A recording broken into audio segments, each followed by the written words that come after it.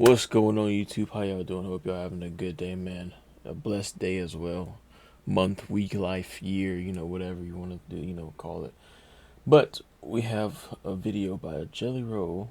I believe this is a podcast, I'm pretty sure. And he's talking about Post Malone. I love Post Malone. I love Jelly Roll. I haven't seen this or anything. So yeah, I want to check it out with y'all guys. So if you're new, make sure that thumbs up button. Make sure y'all subscribe. Make sure you like.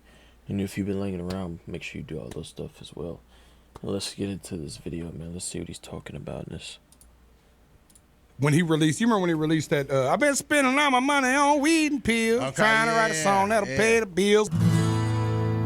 That was Jelly Roll, referring to Post Malone's cover of a Sturgill Simpson song, this cover of a Sturgill Simpson song. Well, I've been spending all my money on weed and pills, trying to write a song that'll pay the bills, but it ain't came yet, so guess I have to rob. Fun fact about that version of You Can Have the Crown, it includes Dwight Yoakam's band. Dwight and Post are actually really tight, so if you're playing that game about who's most likely to appear on Post Malone's country album, I'd probably start right there. Yep, I did say a Post Malone country album. It's coming. He played 2 songs for us at the ACM Awards, including his single with Morgan Wallen. That's called If I Had Some Help. Jelly Roll and Post Malone have met, and the Halfway to Hell singer has some pretty strong opinions on him. Let's get right to that part now. Post Malone's about to drop a whole country record.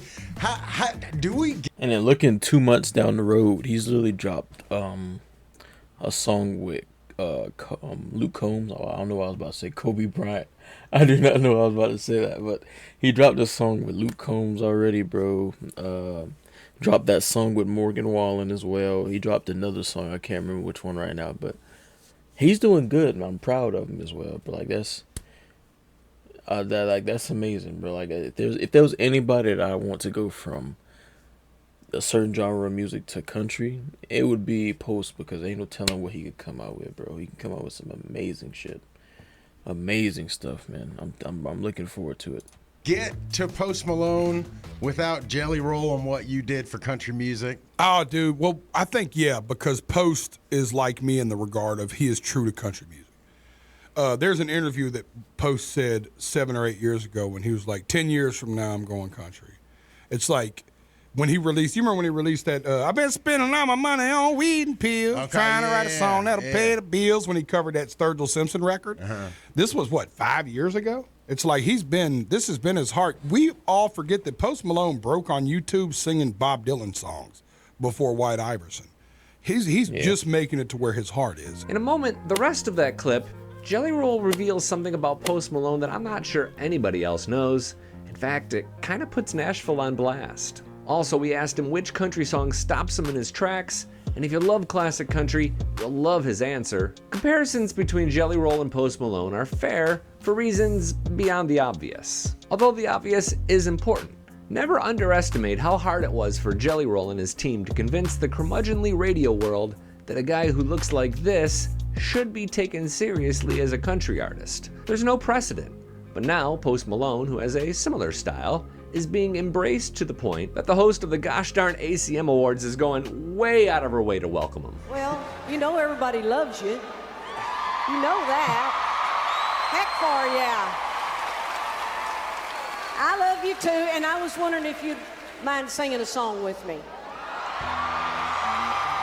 Musically, both played a version of pop, hip-hop, and rock before turning to country music. And really, the only outsider who I can think of that's enjoyed sustained success in country music over the last 20 years is Darius Rucker. But for every Darius Rucker, there's like a dozen Jessica Simpsons. Yeah. Jelly Roll was right. Post Malone did say his heart was in country music a decade ago, which makes this upcoming album. The main thing I'm happy about is like how far he's came in his like whole career. It's amazing to see, and plus like just the growth and everything, the elevation, all the way from White Iverson, his main song that blew him up, to now, him doing song with Luke Combs. Like, I already knew he was going to eventually start getting into country, rolling into it, but I never imagined seeing him doing songs with Luke Combs and Morgan Wallen. That blew my mind. Like I said, like you never. That's what I always try to tell people on my channel with life, is like you never know what's around the corner. So if you having rough moments or rough months or years, just keep it going, bro. Cause like life works in mysterious ways. Like last year, I was an alcoholic around this time last year. Switched all that up, bro, and then now I'm doing well. About to get a new house and everything like that. And do YouTube now. I would have never imagined that for myself for like almost over a year ago, bro. Like it's crazy how life works. It's just how you go about your day to day basis. You're either gonna make yourself one step better, or you're gonna make yourself 5 steps worse. You know, it just depends on what you do on a daily basis. That's really all it boils down to. Album, whatever it is, much more than a one-off.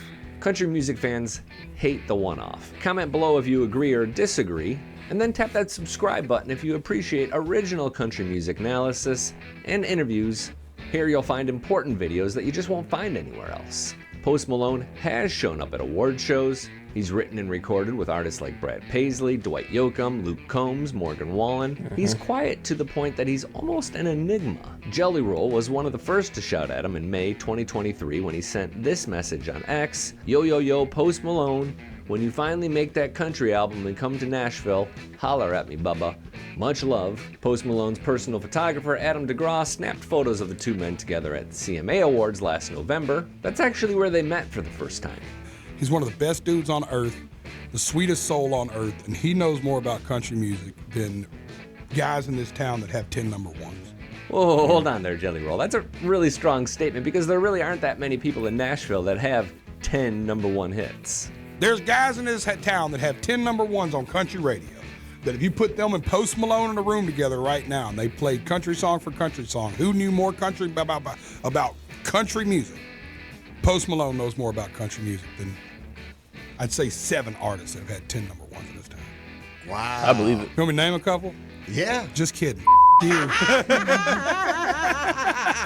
I mean, that's kind of a bold statement. I wouldn't say it's that many people that he knows more about country than, but I say he's close.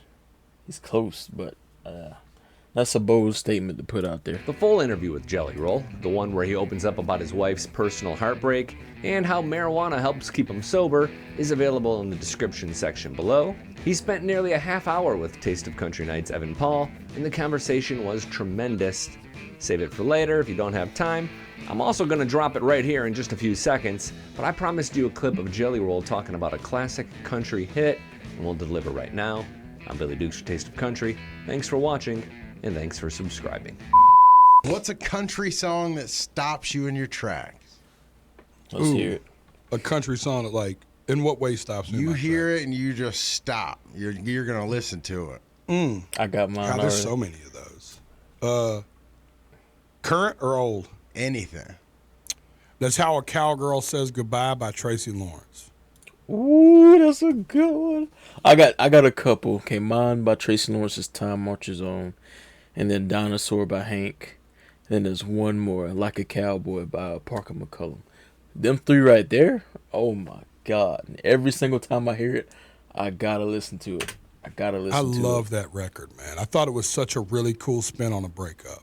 You know what I mean? Yeah. And it was just like this happy fiddle, but these super sultry lyrics. And anytime I hear it, it tickles my bones like that.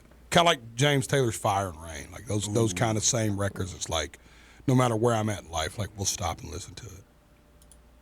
That's a good one. That was a real good one. I wasn't expecting that answer. Well, let me know what y'all song is that makes y'all stop in y'all tracks, man. And also, make sure that like button. Make sure y'all subscribe too. And we're gone. Peace.